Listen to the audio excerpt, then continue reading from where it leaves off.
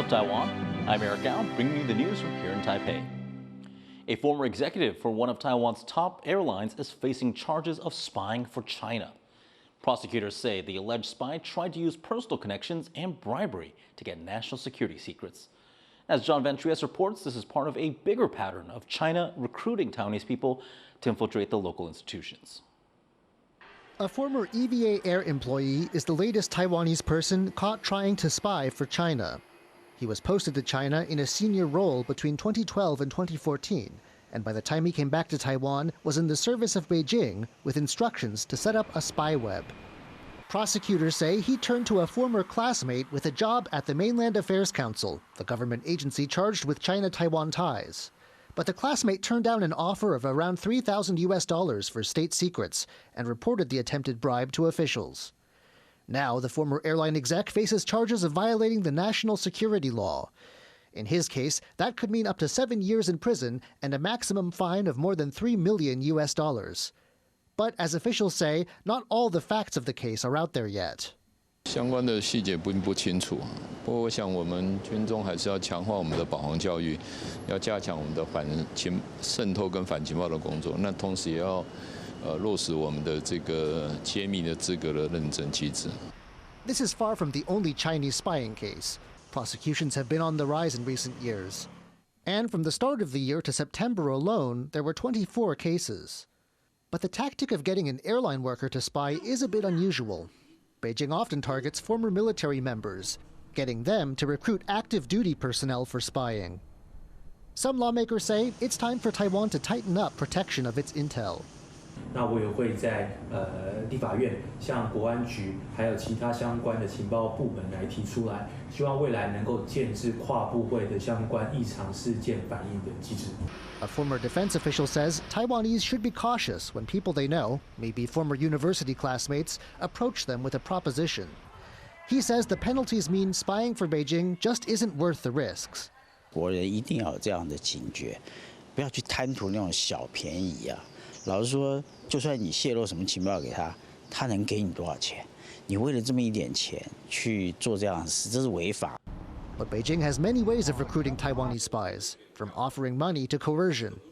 And the string of spy cases just this year shows that for many, China's advances may be too hard to resist. Andy Xue and John Van Trieste for TaiwanPlus.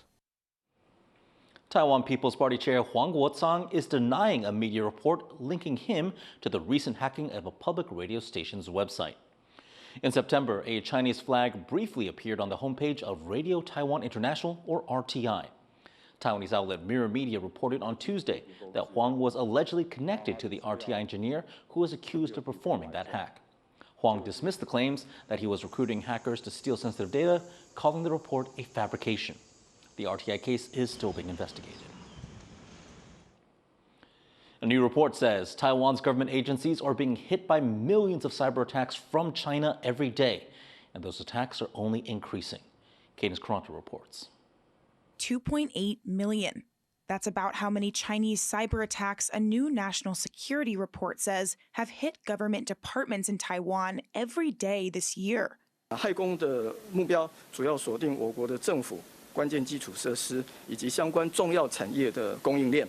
那中共除了来进行情报的窃取之外，也结合在暗网、论坛还有媒体来传散各种的伪冒文件。那目的就在动摇我们国人还有社会对于政府网防的一个信心。China claims Taiwan as its territory and has been ramping up intimidation and influence tactics on the country, with the aim of bringing Taiwan under its control. Cyber attacks a part of that strategy. 这些攻击的目的最主要还是在于说，在必要的时候他要对我们做一个瘫痪我们。那进一步的是看到我们关键的设施，包括金融的、交通的那可能交通的瘫痪不管是造成你财务上损失、实体上的伤害，还有对于心理上的一个威吓，这是他所要达到的多重的一个目的。National Security Bureau data shows those attacks have been increasing over the last few years. In 2023, the government saw an average of 1.2 million attacks per day. That doubled in 2024 to 2.4 million and has grown again this year to 2.8 million. The government also says it's detected over 1.5 million online posts, many on Facebook, showing China is spreading disinformation. Officials say content often targets Taiwan's government, stirs suspicion towards the United States, fuels internal divisions, and promotes pro-China narratives. The report also highlights China's use of AI to try to manipulate Taiwanese public opinion on topics like U.S.-Taiwan tariff negotiations and energy policy, and the mass recall elections for opposition legislators held earlier this year. As China works to influence public opinion and society here in Taiwan, tactics that may be less visible than things like military drills, it's a form of intimidation the government says is just as concerning. Scott Huang and Cadence Quaranta for TaiwanPlus. Washington welcomes Taiwan President Lai Ching-te's commitment to peace and stability in his National Day speech last Friday. Responding to a request for comment by TaiwanPlus, a U.S. State Department spokesperson said Washington will continue to provide defensive assistance to Taipei under the Taiwan Relations Act. It noted that the threat Taiwan faces has grown considerably. It also said that Beijing should not use Lai's speech as a pretext for any action that destabilizes the Taiwan Strait. China has said that Taiwan independence activities are the greatest threat to regional peace. In his speech, Lai called on China to renounce the use of force in the strait. He also vowed to strengthen Taiwan's self-defense capabilities.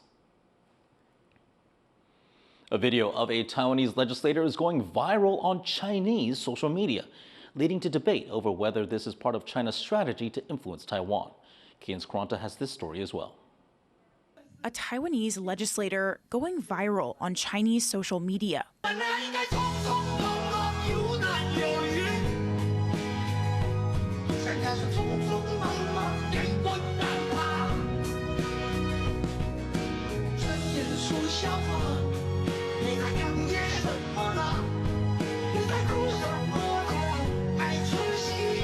The video splices together past sound bites from Taiwanese Democratic Progressive Party legislator Wang. It was posted by a Chinese content creator on Douyin, the Chinese version of TikTok, earlier this month, and already has around 930,000 views. The comments largely positive, some of them appearing to be from Taiwan IP addresses, one person calling Wang Taiwan's newest, most popular singer. And other social media users have created their own versions. But at least one Taiwan legislator is urging people not to watch. The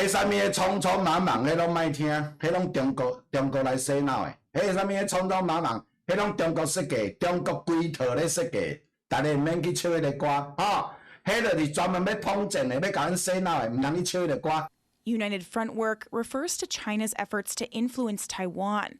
China views Taiwan as part of its territory and has been ramping up intimidation and influence tactics against the country, including on social media, with the aim of bringing Taiwan under its control. There is some evidence of this video being associated with this goal. The original Chinese content creator later posted a separate video, writing in the caption that he's suddenly seeing so many people from Taiwan IP addresses commenting on his videos, and saying that he, quote, welcomes Taiwanese compatriots to come home.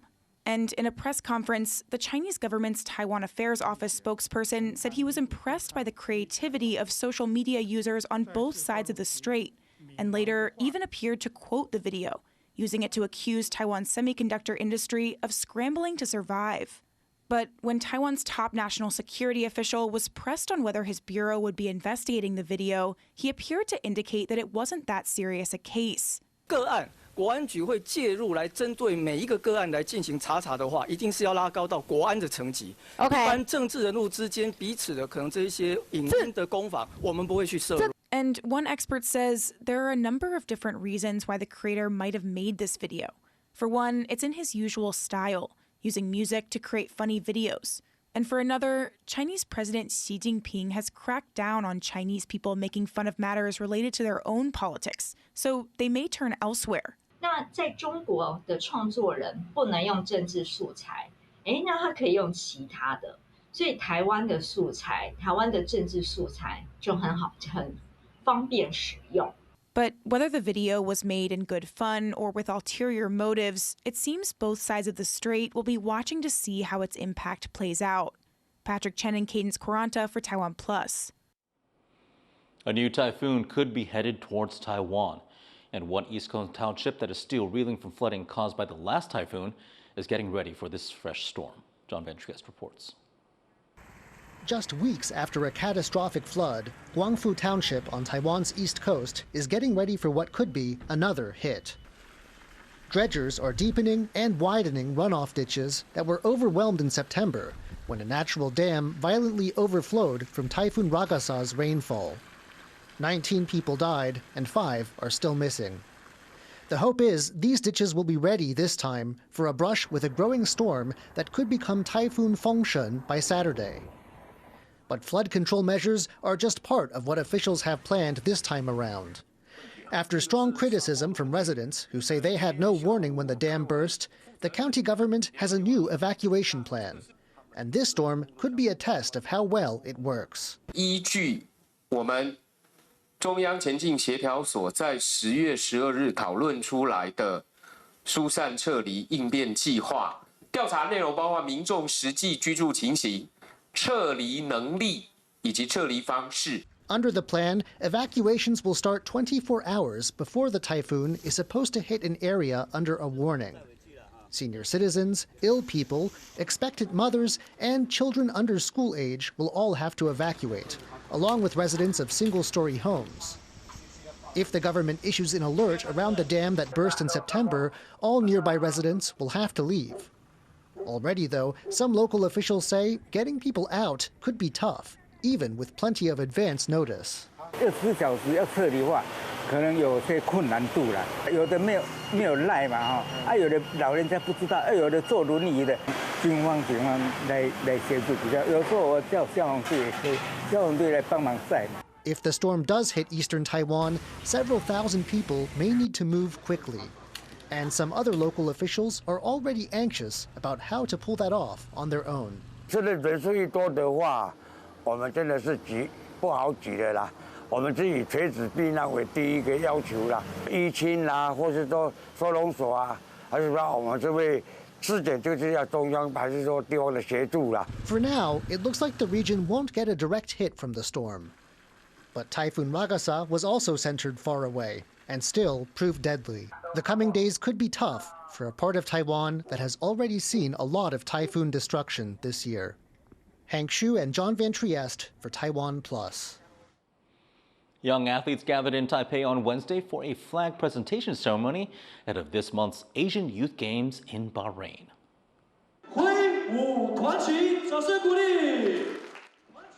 This year, a total of 151 Taiwanese athletes are competing in sports including swimming, judo, table tennis, and badminton.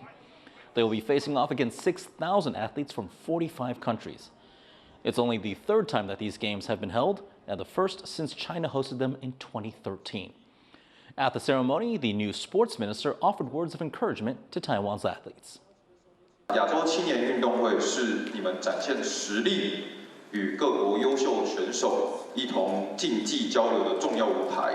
相信你们一定可以以坚持不懈的精神，在一次又一次的挑战中越来越茁壮。在我们参赛的16个种类中，都能争取到最好的佳绩。 The games are set to kick off on October 22nd. And thank you for watching What's Up Taiwan. Head over to the TaiwanPlus website to see more of our news reports and programs. Finally, we take a look at the close connection between humans and cats in Cyprus, but the growing feline population there has now become an ecological problem. I'm Eric Gao. Take care. We'll see you next time.